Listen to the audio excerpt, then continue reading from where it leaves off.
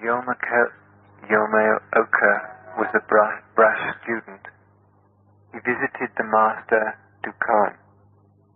Wanting to impress the master, he said, "There is no mind, there is no body, there is no Buddha. There is no better, there is no worse. There is no master, there is no student.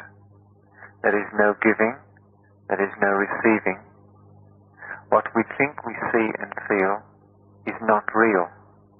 None of these seeming things really exist." Dokuan had been sitting quietly smoking his pipe and saying nothing. Suddenly, he picked up his staff and gave Yamoka a terrible whack. Yamoka jumped up in anger. Dokuan said, "Since none of these things really exist and all is emptiness, where does your anger come from? Think about it."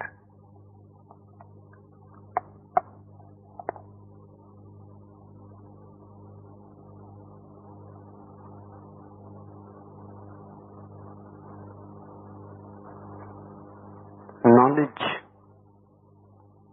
is not of much help. Only being can become the vehicle for the other soul. You can go on thinking, accumulating information, but those are paper boats. They won't help in an ocean voyage. If you remain on the shore and go on talking about them, it is okay. Paper boats are as good as real boats if you never go for the voyage. But if you go for the voyage, then you will be drowned with paper boats. And words are nothing but paper boats, not even that much substantial. And when we accumulate knowledge, what we do? Nothing changes inside. The being remains absolutely unaffected. Just like dust, information gathers around you. Just like dust gathering around a mirror. The mirror remains the same, only it loses its mirroring quality. Your consciousness remains the same. What you know through the mind makes no difference. Only it becomes worse, because accumulated knowledge is just like dust around your mirroring consciousness. The consciousness reflects less and less and less. The more you know, the less aware you become. When you are completely filled with scholarship, borrowed knowledge, you are already dead. Then nothing comes to you as your own. Everything is borrowed. And parrot-like, mind is a parrot. I have heard it happened in the days of Joseph Stalin.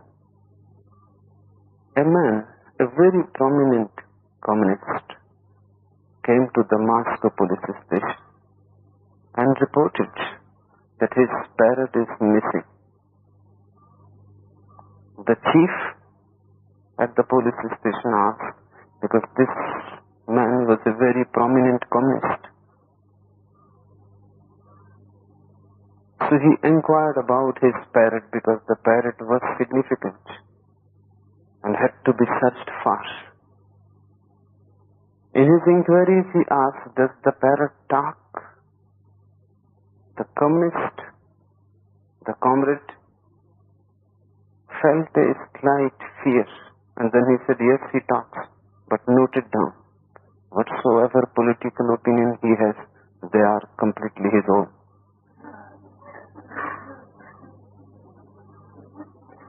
But how a parrot can have opinions of his own?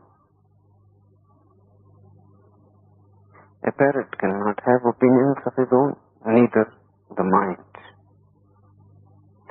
Because mind is a mechanism. A parrot is more alive than a mind. Even a parrot may have some opinions of his own, but the mind cannot have. Mind is a computer, a biocomputer. It accumulates. It is never original. It cannot be. Whatsoever it has is borrowed, taken from others. You become original only when you transcend mind. When the mind is dropped and the consciousness faces existence directly, immediately,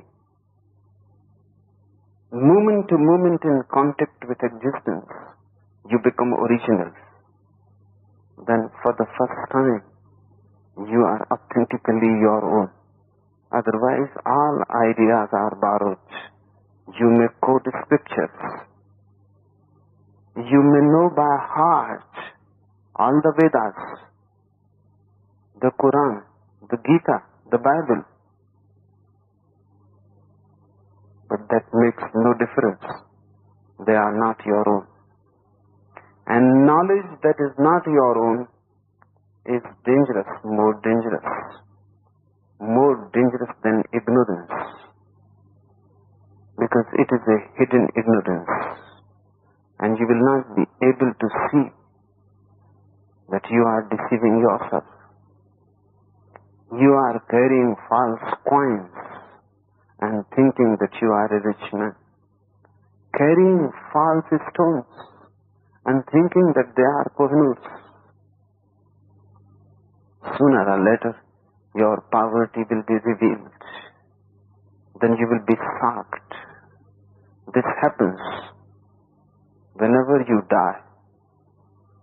Whenever death comes near, in the shock that death gives to you, suddenly you become aware that you have not gained anything, because only that is gained which is gained in being. You have accumulated fragments of knowledge from here and there. You may have become a great encyclopedia, but that is not the point. And particularly for those who are in search of truth, that is a barrier, not a help. Knowledge has to be transcended. When there is no knowledge, knowing happens. Because knowing your quality of consciousness, it is just like a mirror. The mirror reflects whatsoever is there. Consciousness reflects the truth that is always in front of you, just at the tip of your nose. But the mind is in between. And the mind goes on chattering. And the truth remains just in front of you and the mind goes on chattering. And you go with the mind. You miss. Mind is a great missing. Before we enter this beautiful anecdote, few more things. First, knowledge is borrowed. Realize it. The very realization becomes a dropping of it. You don't have to do anything. Simple realization that whatsoever you know, you have heard it, you have not known it. You have read it, you have not realized it. It is not a revelation to you. It is a conditioning of the mind. It has been taught to you. you have not learned it. Truth can be learned, cannot be taught. Learning means being responsive to whatsoever is around you. That which is to be responsive to it. It is a great learning, but not knowledge.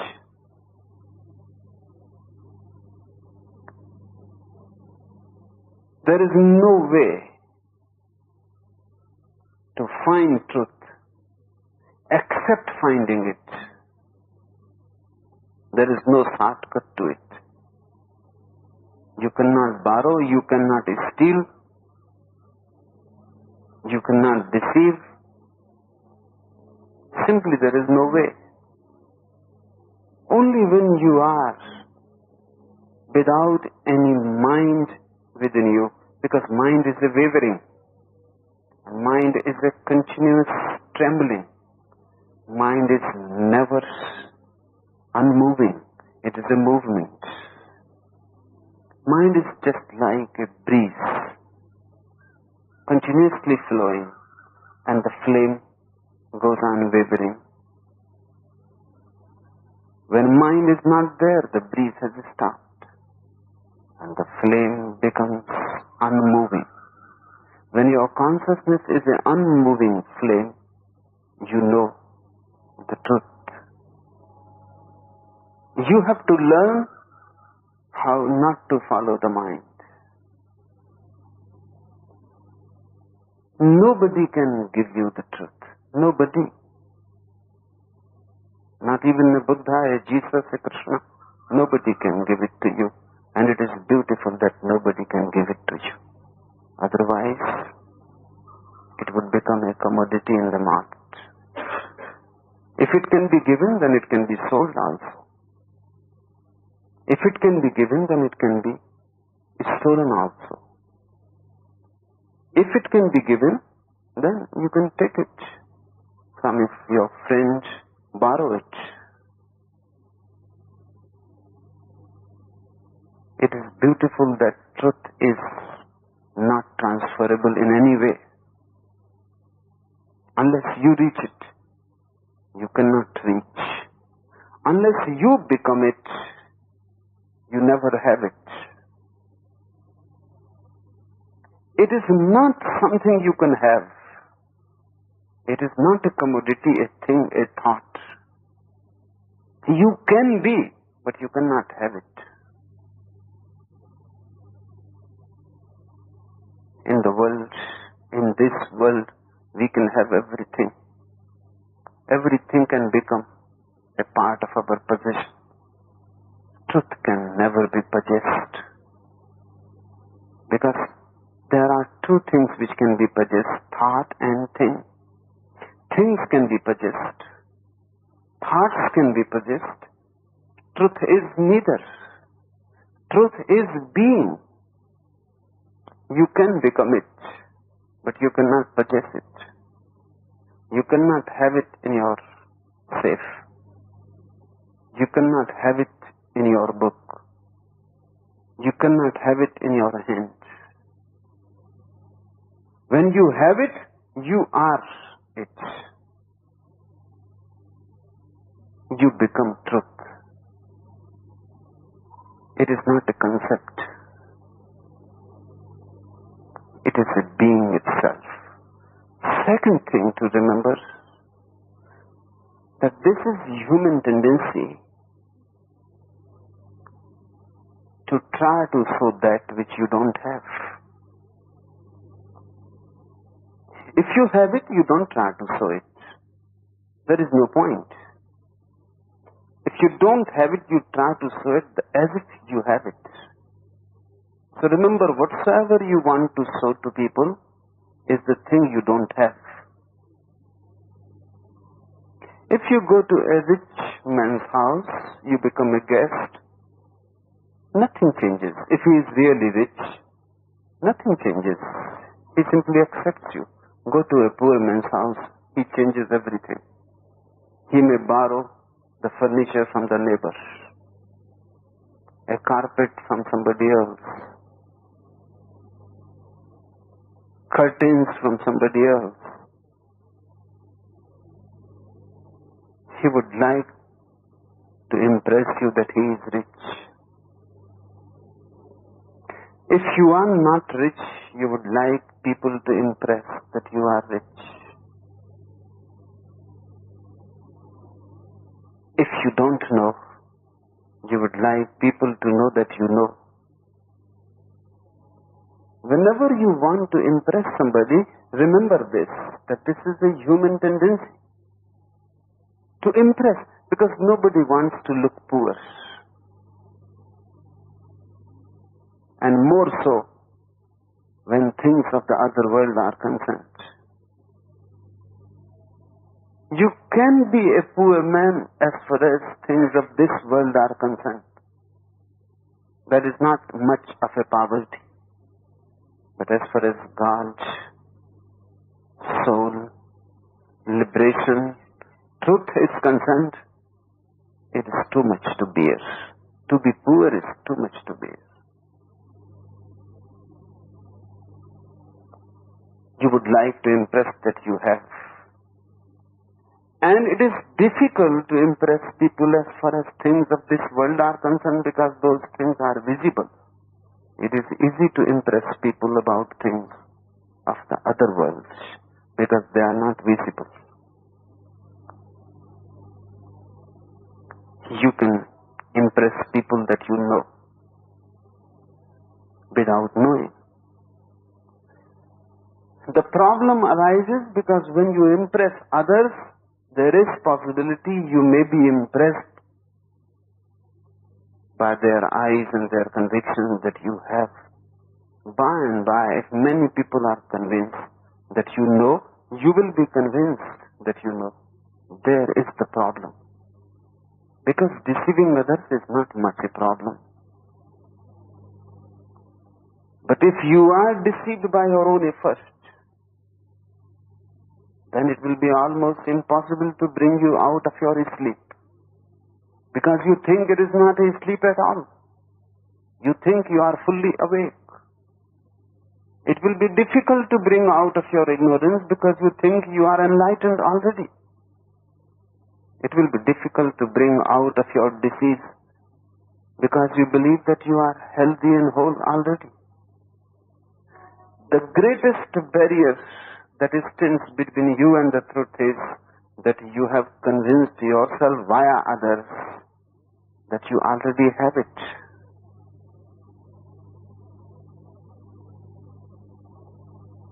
So it is a vicious circle.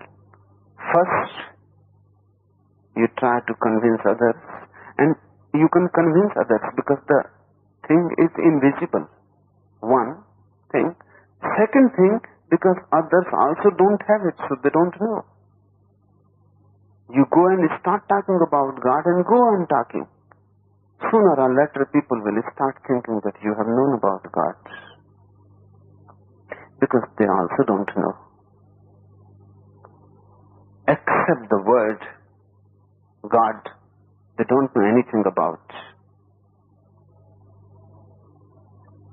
And you can be very clever and cunning about theories, philosophies, argumentative.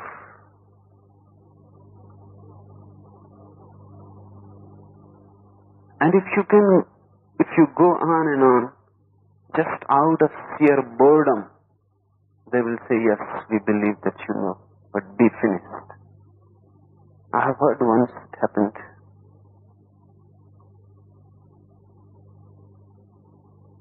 There has been one great mystic, Balsam, a Jew, a Hasid. A scholar came to see him, a pretender. And all scholars are pretenders. Because by scholar I mean you know something through the scriptures, words, language. You have not encountered the reality yourself.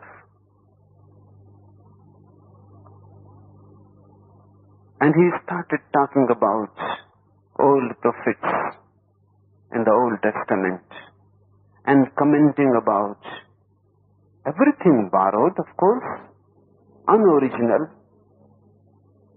foolish on his part because he is talking to a man who knows. Balsim listened out of compassion, and then in the end he said, too bad, had the great Maimonides known you. Maimonides is a Jewish philosopher, a very great philosopher. The pretender was very happy, enjoyed with this compliment, that had great Maimonides known him.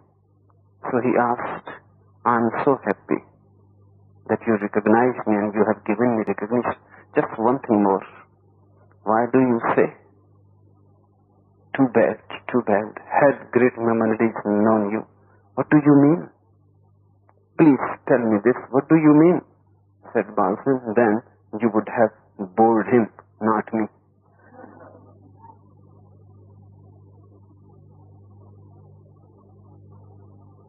Just out of sheer boredom, people start believing that yes, you know, but keep quiet.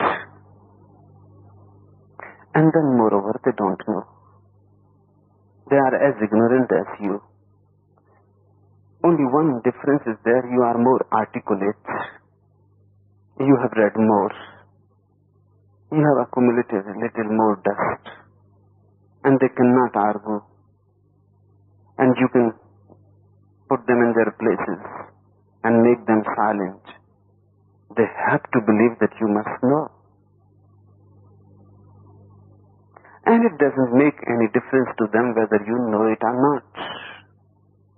Be happy if you think you know. But you are creating such a stone wall, it will be difficult for you to break it. Because if you convince others, you are convinced that yes, you know. That's how there are so many so-called masters. They don't know anything, but followers they have. And because of followers, they are convinced that they know. Take away their followers, and you will see their confidence is gone. Deep down, that psychologists say that people accumulate followers just to convince themselves that they know.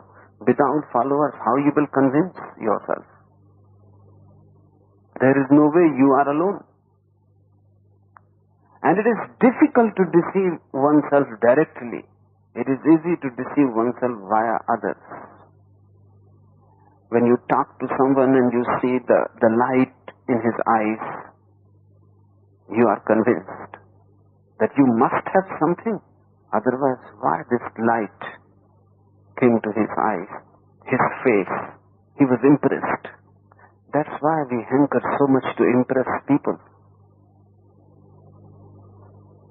The mind wants to impress people so that it can be impressed via them and can believe in the borrowed knowledge as if it is a revelation.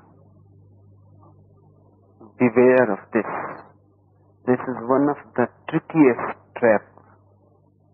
Once you fall into it, it will be difficult for you to come out. A sinner can reach easily to the truth than a scholar. Because a sinner feels deep down that he is guilty. He can repent. And he feels he has done something wrong. You cannot find a sinner who is basically happy. He feels the guilt. He has done something wrong. He repents. In the unconscious, he wants to undo whatsoever he has done, to bring the balance in his life. Someday or other, he will bring the balance. But if you are a scholar, a man of words, theories and philosophies, a great pandit, then it is difficult because you never feel guilt about your scholarship. You feel happy and egoist about it. Remember one thing, whatsoever gives you the feeling of ego is a barrier. Whatsoever gives you a feeling of egolessness is the way. If you are a sinner and you feel guilty, that means your ego is shaken. Through sin you cannot accumulate ego. It has happened many times. A sinner has taken the jump in a moment and has become a saint. It happened to Valmiki, an Indian saint, the first who told the story of Ram. He was a robber and a murderer, and in a single moment the transformation happened. It has never happened like that to any Pandit ever. And India is a great country of Pandits, the Brahmins, the scholars. You cannot compete Indian scholars. They have a long heritage of thousands of years, and they have lived on words and words and words. But it has never happened that a scholar in a single moment took a jump, exploded, was broken from the past and become totally new. It has never happened that way. But it has happened many times with sinners in a single moment. Because deep down they have never been able to make arrangements for their ego with whatsoever they were doing. Whatsoever they were doing was ego-centering. And ego is the wall, the stone wall. If you feel you are a moralist, a Puritan, you will create a subtle ego. If you think you are a knower, you will create a subtle ego. Remember, there is no sin except the ego. So don't accumulate it. And it is always accumulated through false things, because real things always shatter it. If you really know, the ego disappears. If you don't know, it accumulates and becomes bigger and bigger and stronger. If you are really a pure man, a religious man, ego disappears. But if you are a Puritan, a moralist, then ego is strengthened. This should be always the criterion to judge whatsoever you are doing, whether it is good or wrong. Judge it by the ego. If ego is strengthened, then it is wrong. Drop it as soon as you can. Drop it immediately. If ego is not strengthened, it is good. If you go to the temple every day or every Sunday to the church and you feel ego is strengthened, don't go to that church. Stop. Don't go to the temple. It is not helping you. It is a poison. If you feel by going to the church that you are religious, you are something extraordinary, greater, purer than others, holy than thou, if this attitude comes to you, holier than thou, then drop it, because this attitude is the only sin in the world that exists. All else is children's play. This is the only sin, this attitude of holier than thou. Do only that which doesn't strengthen your ego, and sooner or later you will become enlightened. Because when the ego is not, even for a single moment it leaves you, suddenly the eyes open and you have seen it. Once seen, it is never forgotten. Once glimpsed, it becomes such a powerful magnet in our life, it goes on drawing you nearer and nearer to the center of the world. Sooner or later you will be merged into it. But the ego resists surrender. It resists love. It resists prayer. It resists meditation. It resists God. Ego is a resistance, a fight against the whole. That's why it is a sin. And ego is always interested in impressing people. The more you can impress people, the more ego gets food. It is fed. If you cannot impress anybody, the supports are withdrawn and the ego starts trembling. It has no base in reality. It depends on others' opinions. Now, try to enter in this anecdote. The brass student. It is a contradiction. Because a student cannot be brass, and if he is, he cannot be a student. A student cannot be impudent. He cannot be rude.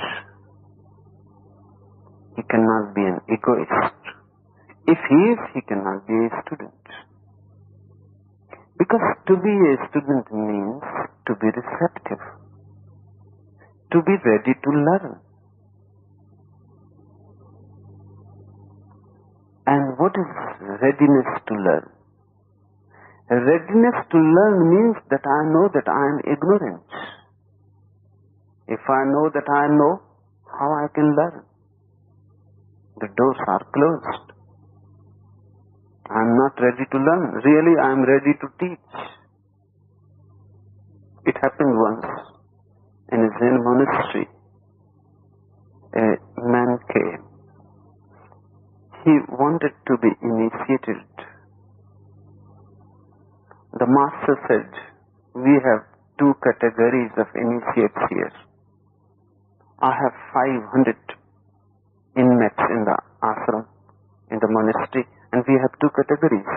One is that of disciples and one that of masters.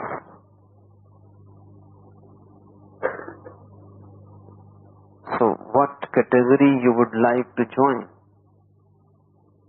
And the man is absolutely new.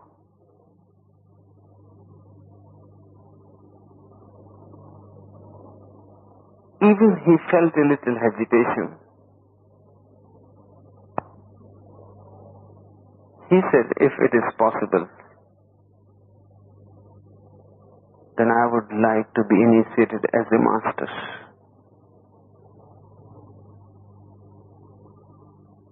And the master was just joking. He was just joking and wanted to look to the deeper unconscious. Everybody would like to be a master. And even if you become a disciple, you become only as a means. Just as a means to become a master. You have to pass through it. It is a compulsion. Otherwise, how you can become a master? So you have to be a disciple. But the search of the ego is to be the master. The ego would like to teach, not to learn. And even if you learn, it is learning with the idea how to get ready to teach.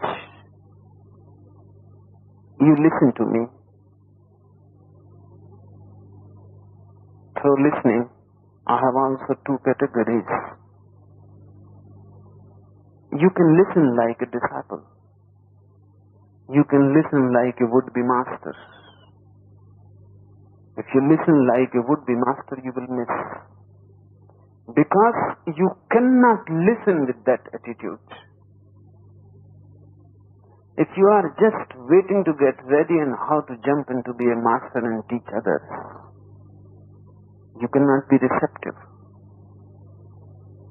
You can learn only if you are a disciple with no mind of becoming a master. This was one of the oldest traditions in the East, that a person will not start teaching unless his master saves him. There was one disciple of Buddha.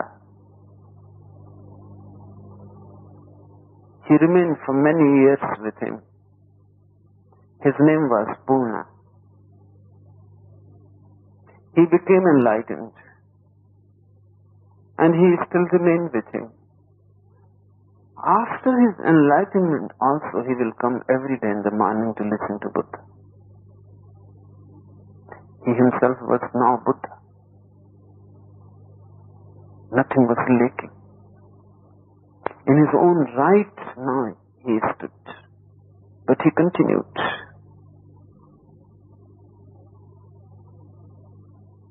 One day Buddha asked Purna, why you go on coming? Now you can stop.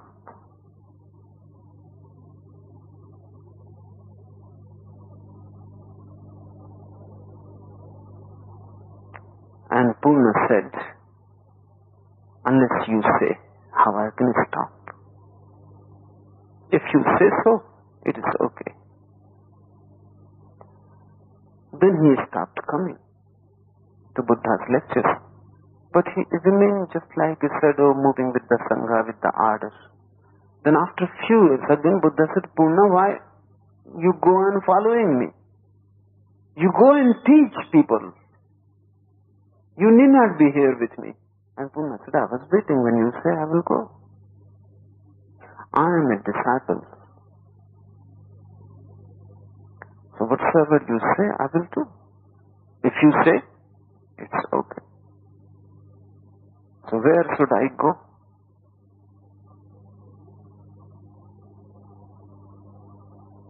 Which direction should I go? To whom I should teach? You simply direct me and I will follow. I am a follower. This man must have listened to Buddha totally. Because even when he becomes enlightened, he remains a disciple. And there are people absolutely ignorant, and they are already masters. Even if they are listening with an attitude that sooner or later they have to teach.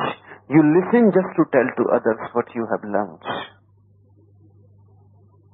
Drop that idea completely from the mind, because if that idea is there, if the would-be master is there, the disciple cannot exist with that idea. They never coexist. A disciple is simply a disciple. One day it happens he becomes a master, but that is not the end. That's just a consequence. Just by being a learner, one becomes wise. That is the consequence, not the goal. If you simply learn to become wise, you will never learn. Because to be wise is an ego goal, an ego trip.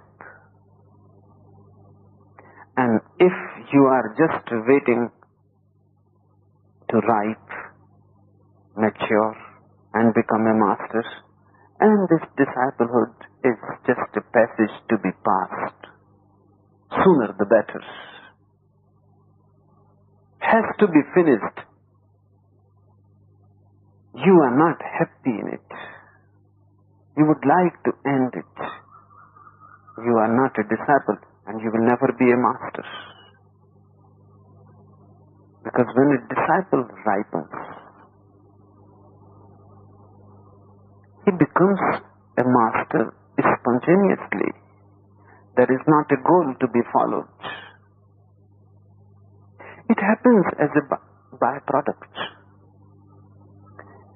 The brass student, impudent, rude,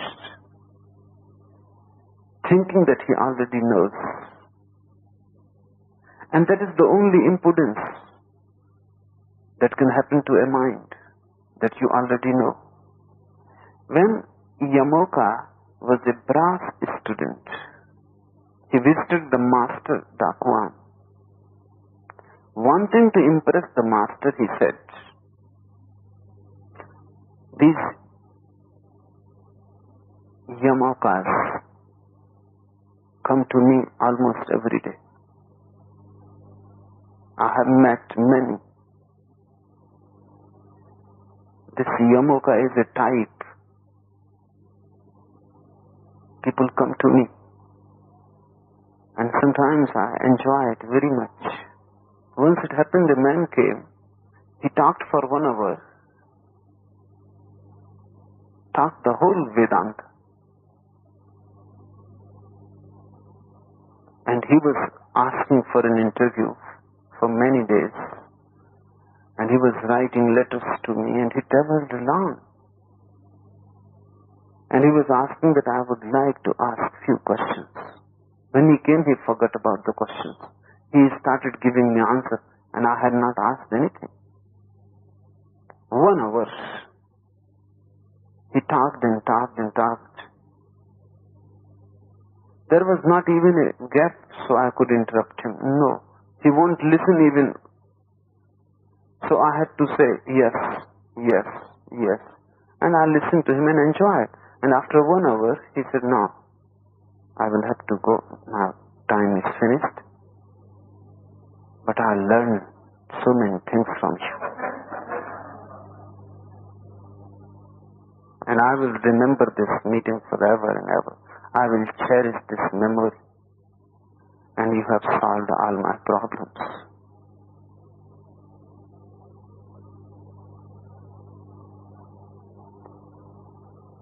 Really, this was his problem.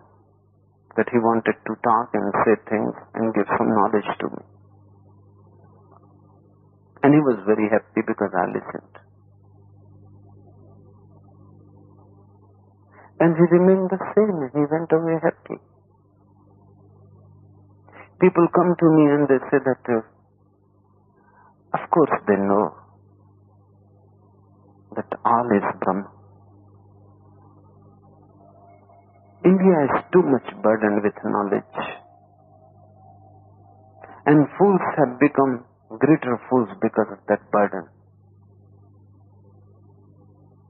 Because they all know. And they talk as knowers. And they talk about that all is Brahma. The reality is non-dual. And then in that they ask that my mind is very tense. Can you suggest something? If you know that non-dual is existence, if you know that the two does not exist, how you can be troubled and tense? If you know this, all trouble is gone, or worry dissolved, anguish disappears. But if you say to them that you don't know, they won't listen. And you just go on listening to them, in the end, the real will come out automatically. In a court it happened. A man was charged of stealing a pocket watch. And the man whose pocket watch was stolen was a little short-sighted. And his eyes were weak. And he could see only with his specs. And he had forgotten his specs somewhere. And then on the street, this man cut his pocket and took the watch. When the judge inquired that, can you recognize this man? This man has taken your watch. The man said, it is difficult because my eyes are weak and without specs I cannot see rightly and everything is a little blurred. So I cannot say exactly whether this man or not, but my watch is stolen and I feel this is the man. And because there was no other eyewitness or anything, and it could not be proved, the magistrates had to free the man. And he said, "Now you can go, you are freed." But the man looked a little puzzled. The judge said, "Now you can go, you are freed." The man is still looked puzzled, and the judge asked, "Do you want to ask anything?" He said, "Yes." "Can I have the watch? Can I keep it?"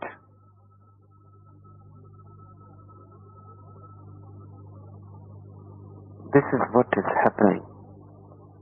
People go on talking. And if you go on listening to them, in the end you will find they are all Vedanta. It's useless. In the end they ask something which shows the reality.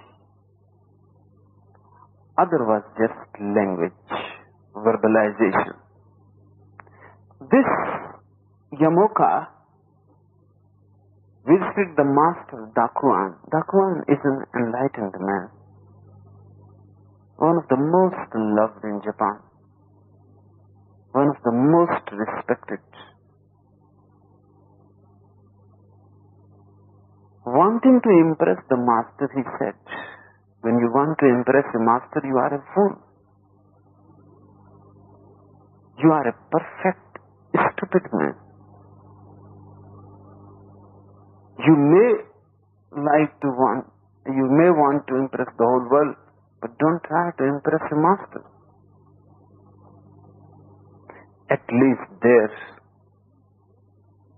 open your heart. Don't talk nonsense. At least there, be true. If you go to a doctor, you expose all your diseases to him. You allow him to diagnose, to examine. You tell everything whatsoever there. You don't hide anything. If you hide from a doctor, then why in the first place go to him? Go on hiding. And how you are expecting that he can help you if you hide? To a doctor you say everything of the body. To a master you have to say everything of the soul. Otherwise no help is possible. When you go to a master, go completely. Don't create a barrier between him and you of words. Say only whatsoever you know. If you don't know anything, say, "I don't know." When P.D. Ostinsky came to Gurdjieff, he was a great scholar, already world famous, more known in the world than Gurdjieff himself. Gurdjieff was an unknown fakir in those days. He became known through Ostinsky. Ostinsky has written a great book before he met Gurdjieff. The book is really rare because he talks as if he knows. And he is such an articulate man that he can deceive. The book is Tertium Organum, third canon of thought, and really one of the rarest book in the world. Even ignorance can sometimes do things. If you are skillful, you can do even with ignorance. Ostinsky claims in that book, and his claim is right, that there exist only three real books in the world. One is Aristotle's Organum, the first canon of thought. Second is Bacon's Novum Organum, new canon of thought, that is second canon of thought. And third is my Tertium Organum, third canon of thought. And really these three books are rare. And all the three are ignorant.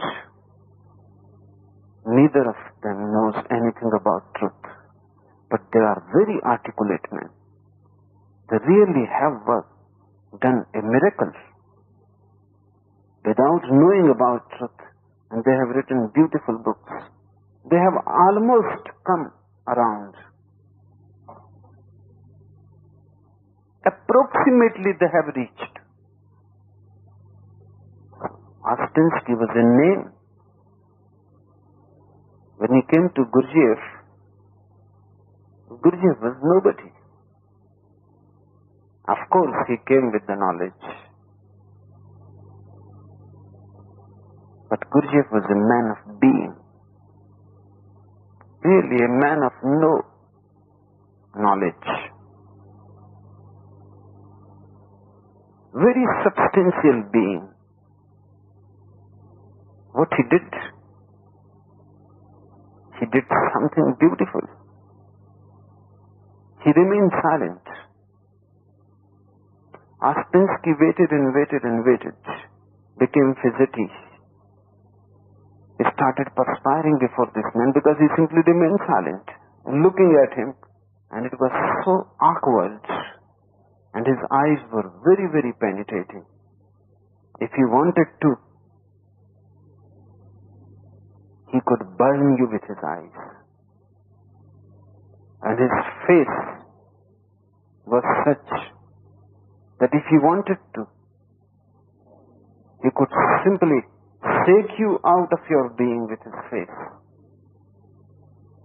If he looked in you, you will feel very uneasy. And he remained like a statue. And Ostenski started trembling.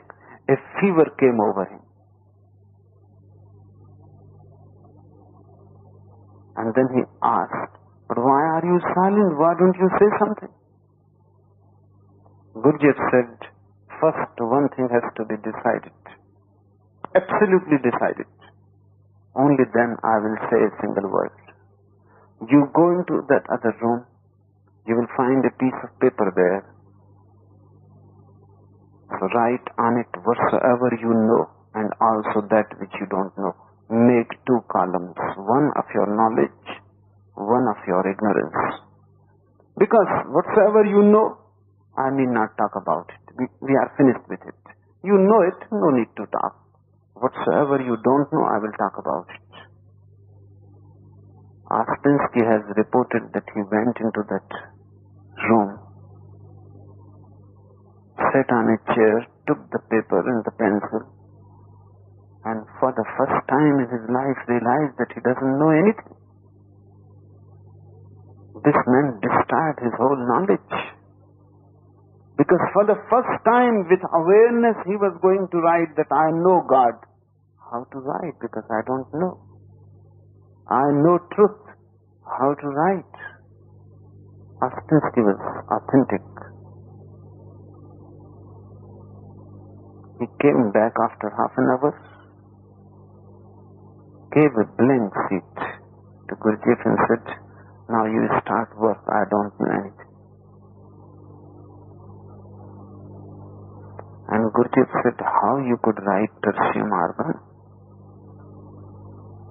You don't know anything. And you have written the 3rd canon of thought." As if people go on writing in their sleep, go on writing in their dreams. As if they don't know what they are doing. They don't know what is happening through them.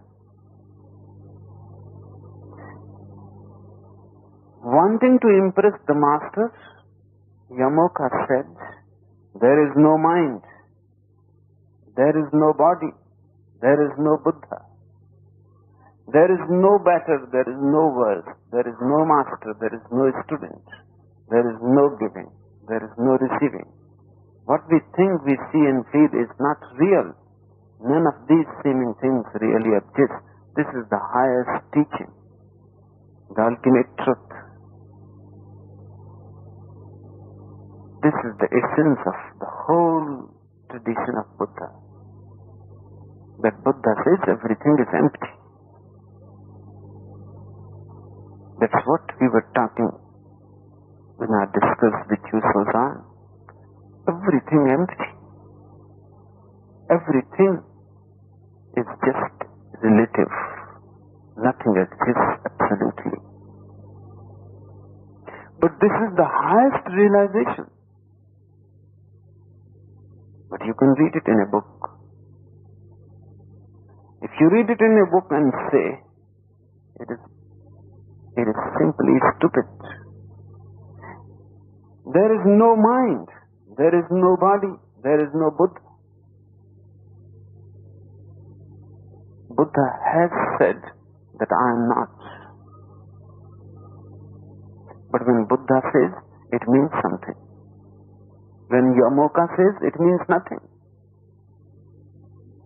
When Buddha says, it is very, very significant, I am not. He says, even I am not. So be more alert. You cannot be. This is my realization, he says, that personality is just like a wave or a line gone on the water. It is a form, and form is continuously changing. The form is not truth. Only the formless can be the truth. Only the unchanging can be the truth. And Buddha says, it may take 70 years for your form to disappear, but it disappears. And that which was not one day, and again one day is not, could not be in the middle. I was not one day. I will not be one day. On two sides nothing, and just in the middle I am. This is not possible. How between two non-existences existence can exist? How between two emptinesses there can be something substantial? Must be a false dream. Why in the morning you say that the dream was false? It was. But why you say it was false? What is the criterion of its being false or true? How you judge? And everybody in the morning says, I dreamt and the dream was false. Dream means the false. But why? This is the criterion that in the evening it was not there. When I went to sleep, it was not there. When I came up again out of sleep, it was not there. So how it can be in the middle? The room is real. The dream is false. Because when you went into sleep, the room was there. When you came out of sleep, the room is there. The room is real. The dream is false. Because the dream has two nothingnesses around it.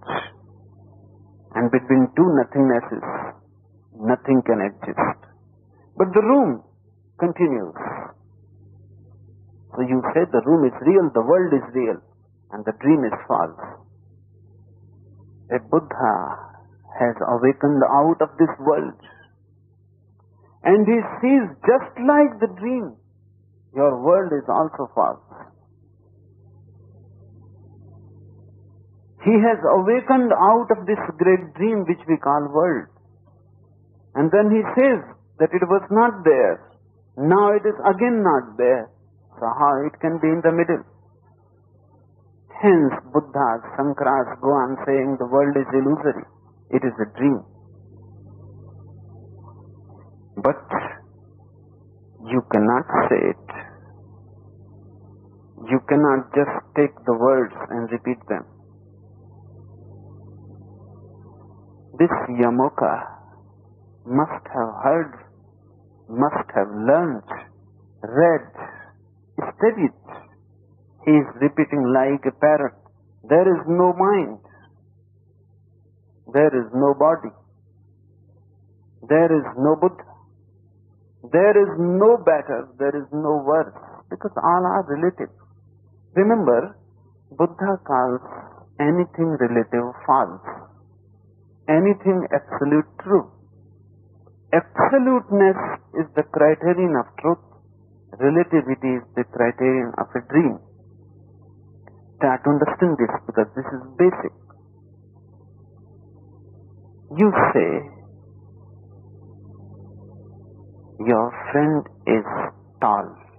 What do you mean?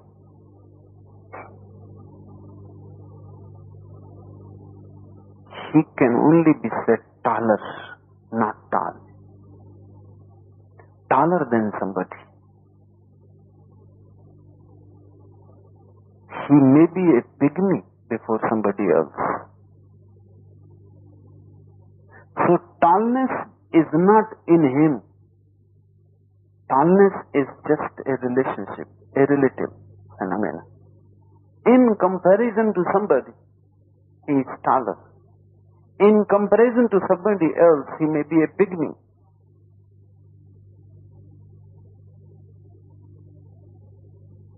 So who he is? Is he a pygmy or a tall man? No, these two things are relativities. In himself, who is? Tall or pygmy? In himself, he is neither tall nor pygmy.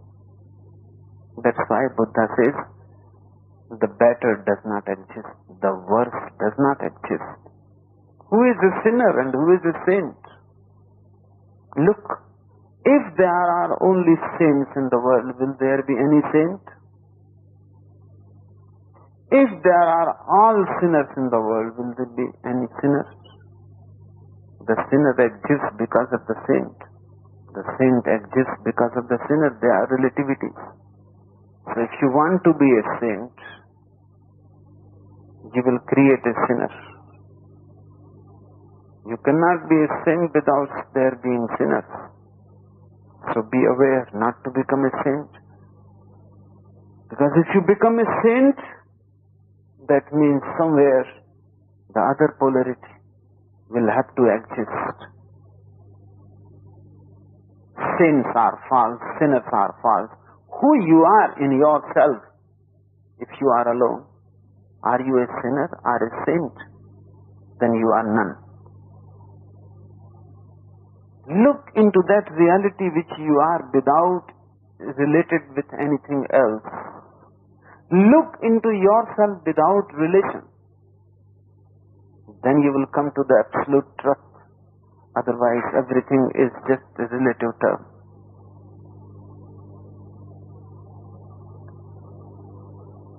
Relativities are dreams. The reality is not a relativity. It is an absoluteness. Who you are. If you go inside and you say, I am light, you are dreaming again. Because what light can mean without darkness? Light needs darkness to be there. If you say inside I am blissful, you are again dreaming. Because bliss needs misery to be there. You cannot use any term because all terms are relativities. That's why Buddha says we cannot use any term. Inside there is emptiness. This emptiness is also not against fullness. This is just to say that all terms are empty. In absolute truth, no term applies. You cannot say anything. Buddha will not be in agreement with Hindus to say that the reality is Satchidanand.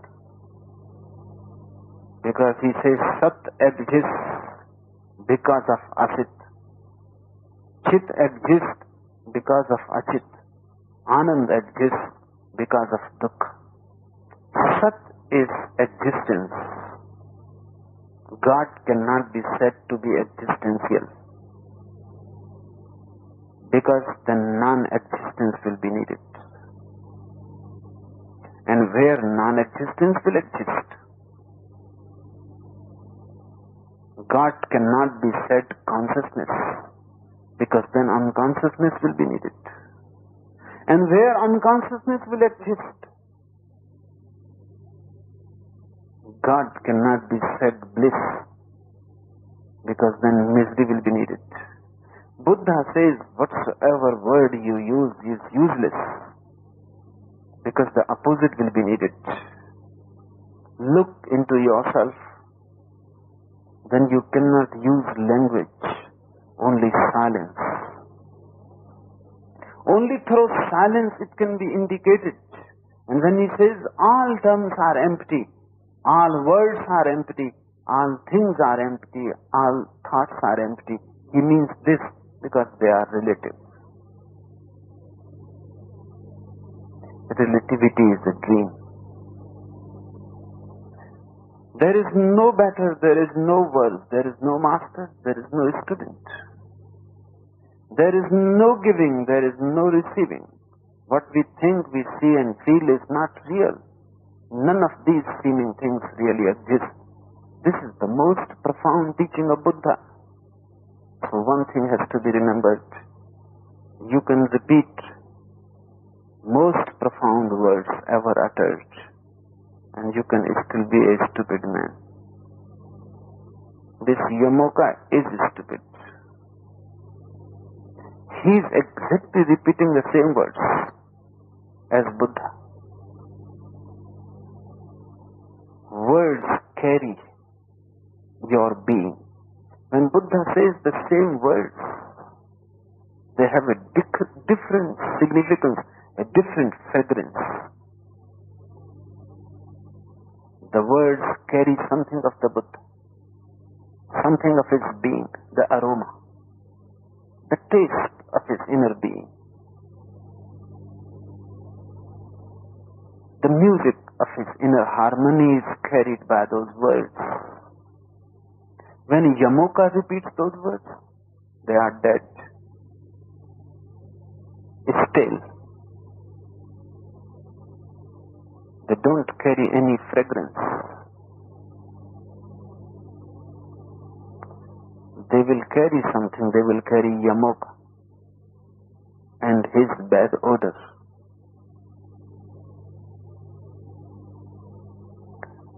Remember, just by repeating Gita, don't think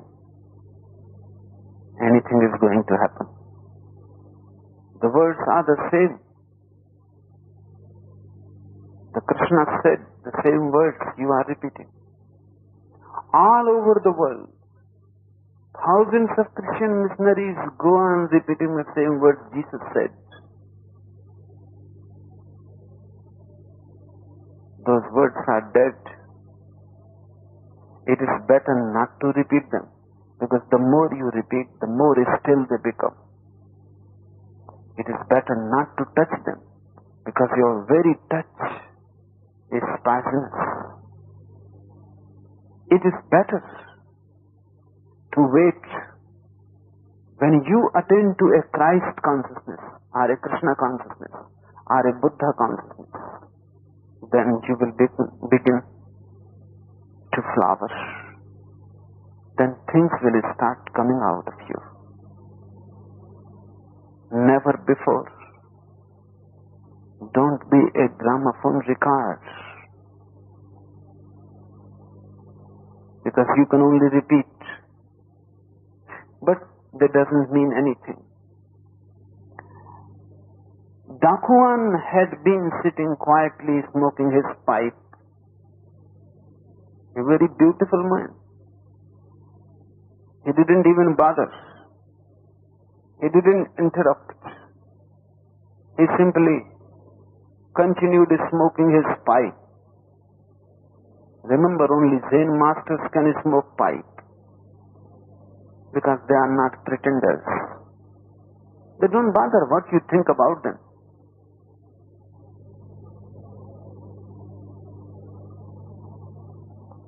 They don't bother. They are people at ease with themselves. You cannot think a Jain Muni is smoking pipe, or a Hindu sannyasi is smoking pipe. Impossible. These are men of rules, regulations. They have forced themselves into disciplines. No need to smoke a pipe if you don't want. But if you want, then don't force something dead upon you, because that desire will remain somewhere written, and that desire will disturb. And why? If you want to smoke a pipe, why not smoke it? What is wrong in it? You are as false as the pipe and the smoke. And the smoke and the pipe is as true as you. But why not? Deep down, you want to be extraordinary, not ordinary. Smoking a pipe will make you very ordinary. This is how ordinary people are doing. Smoking pipe, drinking tea and coffee, and laughing and joking. This is how ordinary people are doing. You are a great saint. How can you do ordinary things in an ordinary way? You are very extraordinary. To pose extraordinariness, you drop many things. Nothing is bad in dropping them. If you don't like it, it's okay. Because no need to force yourself to smoke a pipe just to say that you are ordinary. No need, because this is how the mind goes. No need to do anything if you don't want. But if you want, then don't pose yourself. Don't try to have a mask of seriousness. Then be simple. Nothing is wrong if you are simple. Everything is wrong if you are not simple. This man, Dokuan, must be a simple man. Dokuan had been sitting quietly, smoking his pipe, very meditative, just relaxing, listening to this pretenders and saying nothing.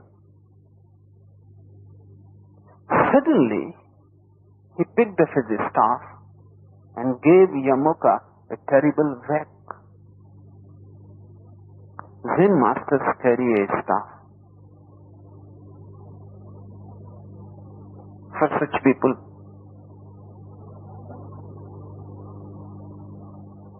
they are very gentle people, but very authentic. And there are people who will not listen to words, who can listen only to a whack. If you talk to them, they won't listen. They will talk still more. They need a shock treatment. Suddenly he picked up his staff and gave Yamoka a terrible whack. Yamoka jumped in anger. Dakuan said, since none of these things really exist, and all is emptiness, where does your anger come from? Think about it. He has created a situation, and only situations are revealing. He could have said that whatsoever you are saying is just information borrowed. That won't make much difference, because the man sitting before him is fast asleep. Just talking will not bring him out of it. It may even help him more. He may start arguing. Rather than doing that, Dakuan did the right thing. He hit by his staff hard. Suddenly, because Yamoka was not ready for it. Unexpectedly it came. It was so sudden, he could not manage his character accordingly. He could not manage a false pose. For a moment, the wake was so sudden, the mask slipped and the real face came out. Just by talking it was not possible. Dakuan must have been very compassionate.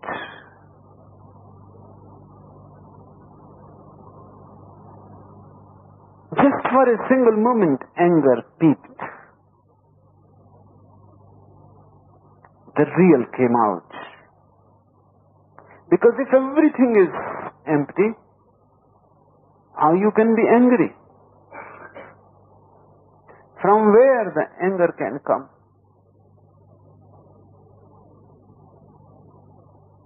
Who will be angry if even Buddha is not? You are not. Nothing is there.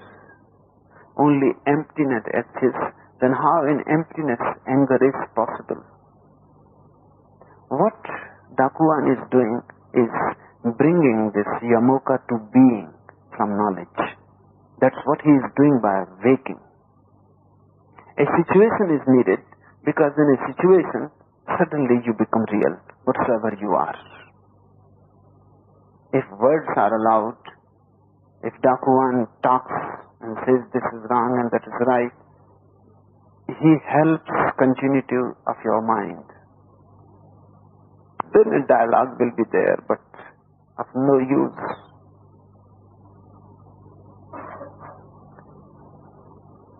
He gives a shock. He brings you back to your reality. Suddenly, all thinking disappears. Yamoka is Yamoka, not a Buddha. He was talking like a Buddha. And just by a hit, Buddha disappears. Comes in Yamoka. Angry, Dakuan said, since none of these things really exist, all is emptiness, Yamoka, where does your anger come from? Think about it.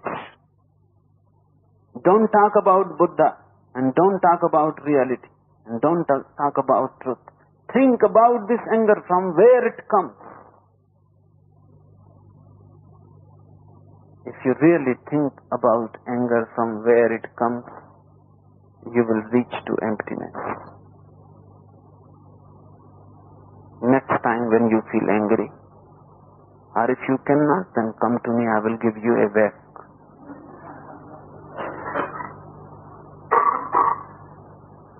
I go on giving, but my whacks are more subtle than Dakuan's. I don't use a real staff. It is not needed. You are so unreal. A real staff is not needed. I need not physically give you a wake. But spiritually I go on giving. I go on creating situations in which I try to bring you back to your Yamoka-hood from your Buddha-hood. Because that Yamoka is real within you, Buddha is just a mask. And remember, Yamoka has to live, not the mask. Yamoka has to breathe, not the mask. Yamoka has to digest the food, not the mask. Yamoka will fall in love. Yamoka will be angry. Yamoka will have to die, not the mask. So better you are freed from the mask and brought back to your Yamoka-hood. Remember, Buddha cannot be a mask.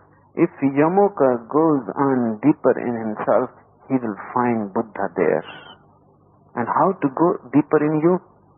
Follow anything that comes from within. Follow it back. Retrace back. Anger has come, close your eyes.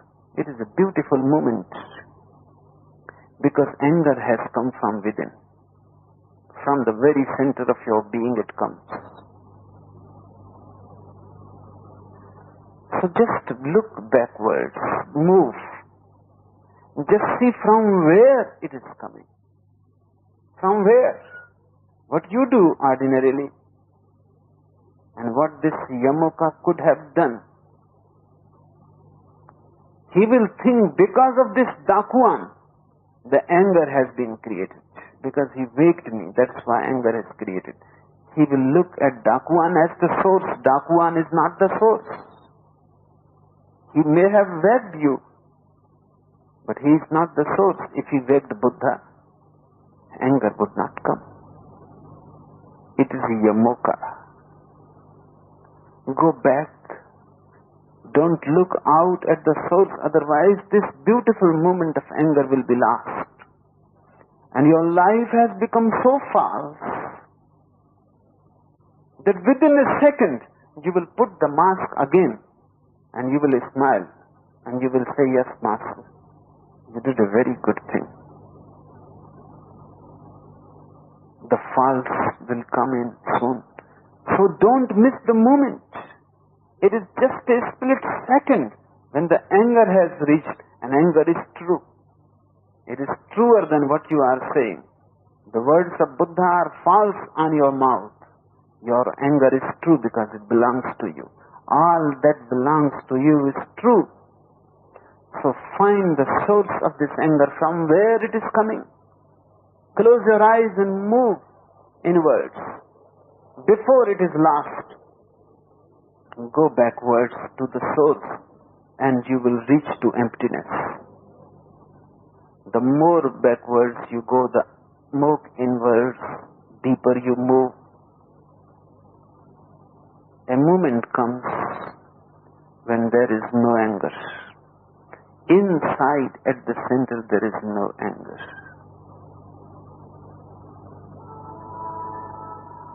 Now, Buddha will not be a face, a mask.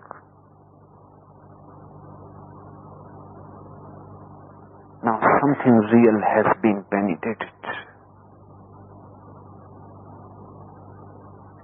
From where the anger comes, it never comes from your center. It comes from the ego. And ego is a false entity. If you go deeper, you will find it comes from the periphery, not from the center. It cannot come from the center. At the center is emptiness, absolute emptiness. It comes only from the ego. And ego is a false entity created by the society, a relativity, an identity. Suddenly, you are waked and the ego feels hurt. Anger is there. If you help somebody, smile at somebody, bow down to somebody, he smiles. That smile is coming from the ego. You appreciate, you give compliments to somebody, you say how beautiful you are. And the woman smiles. That smile is coming from the ego. Because at the center there is neither beauty nor ugliness. At the center there is just absolute emptiness, anatta, no selfness. And that center has to be achieved. Once you know it, you move as a non-being. Nobody can make you angry. Nobody can make you happy, unhappy, miserable. No, in that emptiness, all dualities dissolve. Happy, unhappy, miserable, blissful, all dissolve. This is Buddhahood. This is what happened under Bodhi tree to Gautam Siddhartha. He reached the emptiness. Then everything is silent. You have gone beyond the opposites. A master is to help you to go to your inner emptiness, the inner silence, the inner temple. And the master has to devise methods. Only Zen masters beat. Sometimes they throw a person out of the window. They jump on him. Because you have become so false, such drastic methods are needed. And in Japan particularly, because Japan is so false,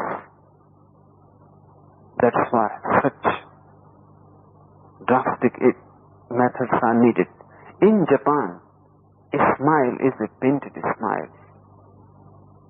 Everybody smiles. It is just a habit. A beautiful habit as far as the society is concerned. Because in Japan, if you are driving and you hit a person on the Tokyo road, something will happen which never can happen anywhere. The person will smile and bow down and thank you. Only in Japan this can happen, nowhere else. And he will say, this is my fault, and you will say, this is my fault, if you are a Japanese. And both will say, this is my fault, and both will bow down and smile and go their way. In a way, good. Because what is the use of being angry and shouting at each other and creating a crowd? What is the use? From the very childhood, Japanese are being conditioned always to smile. That's why in the West, they are thought to be very sly people. You cannot rely on them because you don't know what they are feeling. You cannot know what a Japanese feels. He never allows anything to come out. This is one extreme. Everything falls painted. Then Zen masters had to devise these drastic methods, because only through these drastic methods the Japanese mask will fall down. Otherwise it is fixed. It has become almost your skin, as if grafted on the skin. But this is happening to the whole world now. Not only Japan. Degrees may differ, but now this is the whole world. Everybody laughs, smiles. Neither the laugh is true nor the smile. Everybody says good things about each other. Nobody believes in them. Nobody feels that way. It has become a social etiquette. Your personality is a social phenomenon. Your being is buried deep down under this personality. You need a shock so that the personality is thrown open. Or for some moments you are no more identified with it and you reach to the center where everything is empty. And the whole art of meditation is how to leave the personality easily and move to the center and be not a person. Just be and not be a person is the whole art of meditation, the whole art of inner ecstasy. Enough for today.